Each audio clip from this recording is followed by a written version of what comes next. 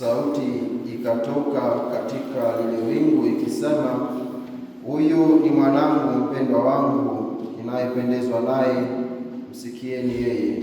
Kwa jina la Baba na la Mwana na la Roho Mtakatifu. Amani na salama. Msifu Yesu Kristo. Ndugu zangu wapendwa, tunaendelea na safari ya kipindi cha Kwaresima, kipindi ambacho mwaliko wetu mkubwa ni kuzingatia mambo makuu matatu: jambo la sala, kufunga na kufanya matendo ya huruma. Na mambo haya ndiyo ambayo tunayakuta katika masomo tuliyoyasikia leo. Na katika masomo haya, mambo haya ningependa tuyatafakari kwa ufupi, kwa sababu baadaye tutakuwa na semina nzuri kabisa tuweze kuspea muda. Basi tutayatafakari katika mambo makuu matatu. Jambo la kwanza ni kupanda mlimani. Jambo la pili baada ya kupanda mlimani ni kusikiliza sauti ya Mungu. Na la tatu ni kushuka kutoka mlimani. Ndugu zangu, leo tunaposikia katika Injili takatifu tunasikia swala la mlima. Yesu anawachagua wafuasi kadhaa, anaamua kupanda nao mlimani. Maana yake nini? Cha kwanza, mlima ni kitu gani? Mlima ni sehemu ya utulivu, mbali na watu, sehemu inayojitenga na watu na makelele na fujo. Ni sehemu ambayo tunaweza kutazama chini na kupaona vizuri. Sisi tuliozaliwa Mwanza milimani kweli kweli, wale wa Mwanza nafikiri mnafahamu. Mimi kwetu ni mlimani, ambapo nikitoka nje naliona ziwa kama dogo, lakini nikipanda mlimani zaidi napaona nyumbani kama kajumba kadogo, kwa sababu niko juu, naweza nikaona. Siku nyingine unaweza kusema kumbe jirani yetu bati lake huwa ni la blue, kwa sababu nikiwa chini silioni. Napanda naweza kuona vizuri. Kupanda mlimani kumbe maana yake ni tafakari, ni kujitoa kwenye mazoea yetu, kujitoa kwenye utambarare wetu na kutazama kwa mbali namna ambavyo tunaishi, kutazama kwa mbali namna ambavyo tumezoea na kuweza kurekebisha.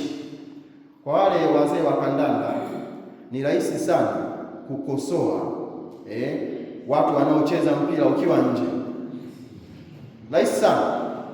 Ukiwaona watu kama akina Nyagabona wanaposema panda rudi, toka kimbia, huwa natamani kusema ingia hapo kidogo dakika 5. Ingia ukimbie mwenyewe. Lakini unadhani kwamba anakuwa ajui? Anajua, kwa sababu akiwa nje kuona ni nini ni rahisi. Leo majira ya muda fulani watu watakuwa Ukristo wao pembeni, Yanga na Simba, tutasikia angeingizwa fulani, hata angeingizwa wapi. Lakini kwa sababu gani? Kwa sababu kwa mbali tunaweza kufanya nini? Kuona na kukosoa. Kumbe ndio maana ya kupanda mlimani, kupata utulivu. Kupanda mlimani kunafananishwa na moja ya mambo matatu ya Kwaresima, kufunga. Kwa sababu kupanda sio rahisi. Kupanda mlima sio rahisi. Kuna watu wajanja ambao wanaojifunza kukimbia hapa, wakienda masoka wana mbinu zao. Usisahau kwenda na buku mfukoni, kwa sababu wakati unapanda inaweza upepo ukaisha. Chukua boda urudi nyumbani. Kwa hiyo in case of any emergency, wa mtu anakimbia lakini ameshika buku yake kwamba hapa mambo yake ni nani, naambia jamaa piteni huku, mimi napita huku. Kwa sababu kupanda mlimani sio rahisi. Na ndio kipindi cha Kwaresima. Kupanda, kutafuta huo utulivu sio rahisi. Kuna watu wameweka suspension tu ya kwamba kuna vitu nisivifanye mpaka Kwaresima ishi. Kuna watu wanasema tuzambi asubiri Kwaresima ishi. Huko wewe bado uko tambala, wewe haujapanda mlimani, unatumia drone. Wewe unatumia drone kuona ulipo. Hakuna unachofanya. Na unaona tunaweza kutumia drone, hapana. Basi labda hiyo ni kama kazi ya watu wazee wa AI, inaweza kukazana kila kitu. Takatifu maskini ya Mungu hawezi kupatikana kwa AI. Hapo hamna summarization. Basi Yesu anawachagua. Kumbe katika kupanda, cha kwanza kabisa ambacho Mungu anakifanya ni kuchagua. Kwa bahati nzuri sisi wote hapa kwa ubatizo wetu tumechaguliwa kupanda katika kutafuta huo mlima wa utakatifu. Kwa ubatizo wote tunaitwa katika wito mmoja tu, utakatifu. Upadre, si utawa, si nini, zote ni njia tu, lakini lengo la utakatifu. Petro, Yakobo na Yohane wanaitwa. Tena Yesu anatufundisha vizuri kweli. Ukitaka kufanya jambo la maana, reduce your circle. Sio kila mtu anakushirikisha jambo lako jema. Unapaswa kuwa na watu ambao unawatrust, wachache wanaoweza kukuelewa lengo lako, ukatembea nao. Sio kila mtu. Never. Kuna mtu unakuta una plan fulani, kila mtu anajua. Mezani utasimulia, jamani mimi naona nianze kusoma. Nafikiri semester itakuwa fupi, nimeanza 2 na amka saa 9. Darasani jamani mimi nimeanza 2. Jafu. Ukisikia hivyo ujue mchovu. Hakuna kitu. Tafuta watu kwa siri, anza execution. Anza. Sasa hawa Petro na Yakobo na Yohane, Petro anachaguliwa kwa sababu Yesu anataka kumuimarisha. Ukiona anakufa msalabani usishtuke, kwa sababu wewe nakuacha kwa kiongozi wa wenzako. Anamchukua Yakobo kwa sababu ni kama anamwambia wewe utakuwa wa kwanza kati ya mitume wote kufa kwa sababu ya imani. Njoo nikuimarishe, njoo nikufundishe kitu. Anamchukua Yohane kwa sababu Yesu alimpenda. Watheolojia wanasema alimpenda kwa sababu alichagua kutokuwa kwa ajili ya kumtumikia Kristo. Useja. Lakini Petro pia alimpenda Yesu. Kumbe wewe unaweza kujiweka mwenyewe ili uchaguliwe na Kristo, ama umpende au utafute kitu cha Yesu akupende. Tafuta kupendwa au kupenda, wewe mwenyewe unaweza ukachagua. Lakini kuna mengine ambayo anakuchagulia mwenyewe. Utakufa kifodini. Basi anawachagua, anapanda nao mlimani. Ndugu zangu, ukifika mlimani utausikia ule utulivu, na utulivu ule ndio ambao tunaalikwa kipindi cha Kwaresima sala. Utaupataje huo utulivu? Kwa kujitenga, kuwa mbali na mazoea ya kawaida. Kwa bahati mbaya wengi wetu hapa tunadhani tunasali sana, lakini kumbe tunahudhuria sala. Kuna tofauti. Yaani kuna mtu sasa hivi yuko kanisani sababu ni kama attendance, kwamba anapaswa kuwa kanisani, ameleta mwili, yupo. Lakini participation kutoka ndani, kwamba nimeamua kusali. Find your own time. Tafuta utulivu wako wewe na Mwenyezi Mungu. Panda mlimani. Na tukipanda mlimani kuna maajabu ambayo tunayaona ambayo hatuwezi kuyaona wakati wa tambarare. Ajabu la kwanza ni kukaribia uso wa Mwenyezi Mungu, kumuona. Tunaambiwa katika Injili Yesu anang'aa, anabadilika sura. Inaitwa transfiguration, sio transformation. Yesu aji na sura nyingine, lakini anadhihirishwa vile ambavyo anapaswa kuwa. Kumbe sio kubadilika katika kuwa kitu kingine, lakini ni kama kutoa uchafu wote, kuonyesha kumbe ndivyo alivyo. Anajidhihirisha jinsi alivyo. Kumbe tunavyojitenga usali, tunapopata muda wa utulivu, tunasogea karibu na kuona jinsi Mungu alivyo. Tunaupata huo utamu wa kumuona Mungu mwenyewe ndani ya uso wake mwenyewe katika utakatifu wake. Na tunaambiwa Yesu anaonekana anang'aa, lakini hayuko peke yake. Yuko na Musa na Elia. Kwa nini? Kwa sababu kwanza Musa na yeye aliwahi kutamani kuona uso wa Mungu. Kirejea kitabu cha Kutoka sura ya 33 mstari wa 18 mpaka 23 nadhani, utaona jinsi ambavyo Musa anaonyesha tamaa kwa Mwenyezi Mungu. Natamani kuona uso wako. Mwenyezi Mungu anasema atakayeona hawezi binadamu kuona uso wangu akakaa hai. Tamaa yake inaishia hapo. Lakini ni Musa huyu ambaye naye aliwahi kupanda mlima Sinai, akakutana na uso wa Mwenyezi Mungu katika neno lake la kutoa amri 10 za Mwenyezi Mungu, na yeye akashuka kama baadaye tunavyotakiwa kushuka. Musa huyu ni mwakilishi pia wa Torati, wa sheria ambayo ndani yake inakamilishwa na sheria ya upendo ya Kristo mwenyewe. Eliya naye aliwahi kufanya maajabu. Alifanya maajabu makubwa ya kuwaua makuhani wa Baali 450. Wakataka kumuua, akakimbia. Na akikimbia akimtafuta Mwenyezi Mungu auone uso wake, atulie. Akapanda mlima Horeb. Katika mlima Horeb akatamani kumsikia Mwenyezi Mungu, badala yake amesikia ngurumo, amesikia radi, amesikia fujo zote. Baadaye akamuona Mwenyezi Mungu katika hali ya utulivu ambao tunaupata mlimani. Lakini Eliya pia anawakilisha manabii ambao walitabiri juu ya Kristo.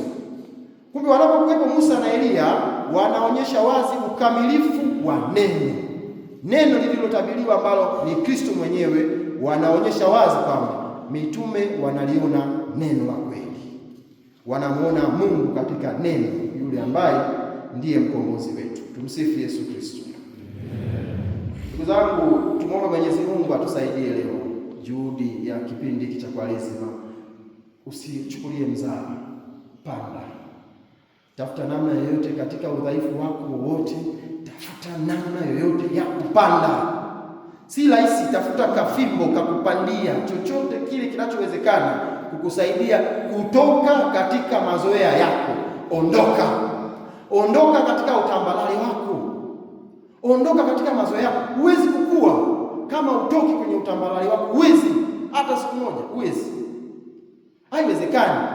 Kwa hiyo kasema mimi na plan sasa hizi mwaka huu nataka nipate distinction. Kwani haiwezekani? Alafu kila siku nasema kesho naanza. Leo uko unaperuzi. Kesho naanza Jumanne, Alhamisi, Jumapili, kesho. Haiwezekani. Unasema nataka niache tabia yangu mbaya, labda mimi ninatukana watu au nina maasila na kadhalika. Alafu uanze. Lazima uondoke. Kuna mazoea, kuna comfortable zone ambayo unayo, haikufanyi uendelee. Sometimes even people who are surrounding you, inawezekana ni watu ambao hawakusaidia chochote. Ni watu ambao ukigeuka hivi unaambia usijali, sisi wote binadamu. Sasa nimekwamba usijali, tuendelea. Watu wa namna hiyo na kukimbia. Hiyo panda mlimani. Bwana unajua nimezingua sehemu fulani hapa na usijali. Wewe hivyo tu. Mimi nimepiga 1 2 3. Kumbe mimi na utakatifu afadhali. Hapana. Mtu ambaye anakuambia kila siku kaa tambalale, ondoka kwake. Tafuta namna ya kupanda. Na ukipanda utakutana na uso wa Mwenyezi Mungu. Na ndivyo ambavyo hata Abrahamu anakubali kuondoka. Anaondoka kwenye mazoea yake, na katika kuondoka kuna mabadiliko. Anatoka kwenye neno Abraham, anafanywa kuwa Abrahamu, anafanywa kuwa taifa kubwa, anafanywa kuwa baba wa imani, anafanywa kuwa baraka na chanzo cha baraka, na ole wake atakaye mlaani naye atalaaniwa. Anabadilishwa kwa sababu amekubali kuondoka. Frateli, ondoka kwenye mila zenu huko na kadhalika. Unataka kuwa kuhani, ondoka kwenye familia yako. Uko hapa unawaza si kujenga, utajenga kwa maharage unaokula hapa, utajenga. Eti uko na mawazo, una novena Mtakatifu Rita, Mungu nisaidie si nijenge. Utoboi, weka hapa, soma. Ondoka kwenye mawazo ya kwamba padri fulani nimeona nini, frateli fulani ana mradi. Utafanya mradi gani? Kaa chini, soma metaphysics, elewa, fanya mtihani, nenda kipalapala wapi, naendelea. Mtu ana stress eti familia sio wamefanyaje huko. Utaiokoaje? Wewe hujafa msalabani. Bali ufa msalabani ndio anatukomboa. Wewe utakomboa wapi? Na niwaambie ni huwa tunakufa, unajua. Ukifa utasikitika. Utakuwa hatuna siku ya masomo. Utatuma wawakilishi. Kule wazazi watalia sana, ndugu jamani. Watu watasema angekuwa wakati mzuri, na sisi tutasema sifa zote nzuri. Kijana wengi walikuwa mfano katika msipata. Ila nakuhakikishia hao watu hawatakufa baada ya wiki moja. Wataendelea kucheka, wataendelea kula, wataendelea kufanyaje, watakukumbuka tarehe 2 mwezi wa 11 kwa hakika. Alafu wataendelea na mwaka mwingine. Basi kaa chini soma. Toka kwenye utambalale wa kuwaza mambo ya Mungu. Alafu la pili, kama bado dakika 5 6 hizi.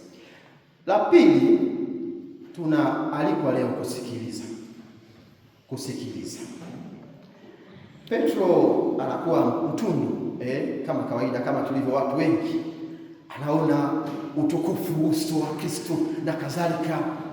Anaingia kwenye enjoyment, anafurahi, anaona hapa ndio tumefika. Anapata kuona kwamba sitaki hata kurudi tulikotoka. Anaanza kumwambia Yesu, ili ndio dili sasa. Tujenge vibanda vitatu, kimoja cha kwako, cha Musa na cha Elia. Tukae hapa. Kwa kielele hiki ni kitu ambacho kweli sisi tunacho wengi sana. Nyinyi mafrateli, hata sisi mapadri tunavielele sana. Flate umepangwa utume sehemu umefika, hujasikiliza hata paroko amesemaje. Mara moja tulipokea flate Jumamosi asubuhi. Karibu basi. Baba kama ametoweka hivi. Jioni wakati tunakula, asa father, nafikiri nitaanza na kwaya, nimeona kwaya hiyo.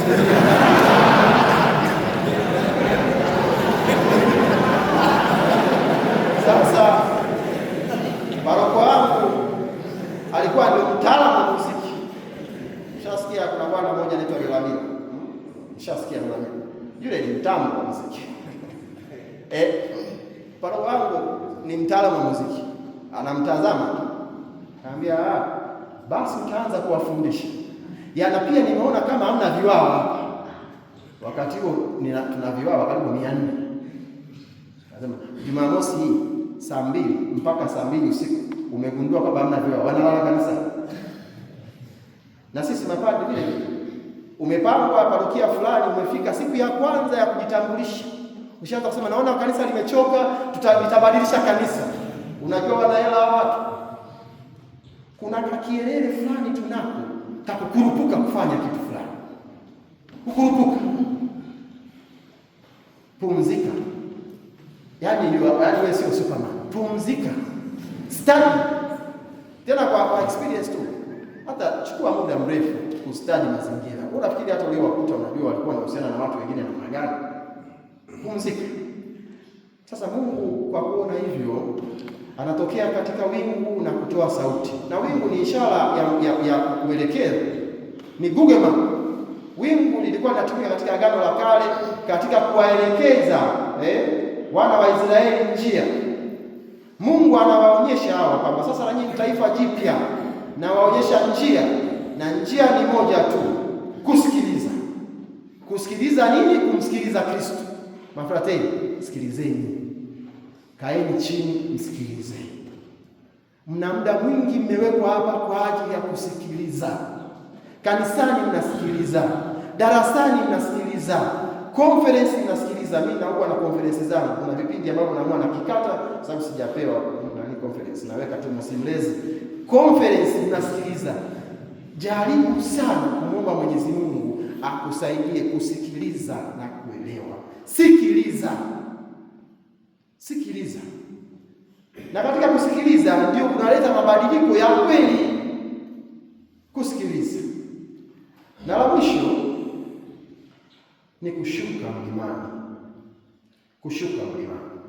Ndugu zangu, kushuka mlimani maana yake ni kushuka mlimani kwa ufupi ni kwamba kuna safari ya kurudi tambalale. Kuna safari ya kuchukua utukufu, neema, nguvu ambazo umezipata, ulizoziona na kuzisikiliza, kuzipeleka kule ulikokuwa unapaona, nyumbani ni pale. Kumbe natakiwa kurekebisha hiki. Chukua ukarekebishe. Chukua ukajiandae kwa ajili ya safari nyingine.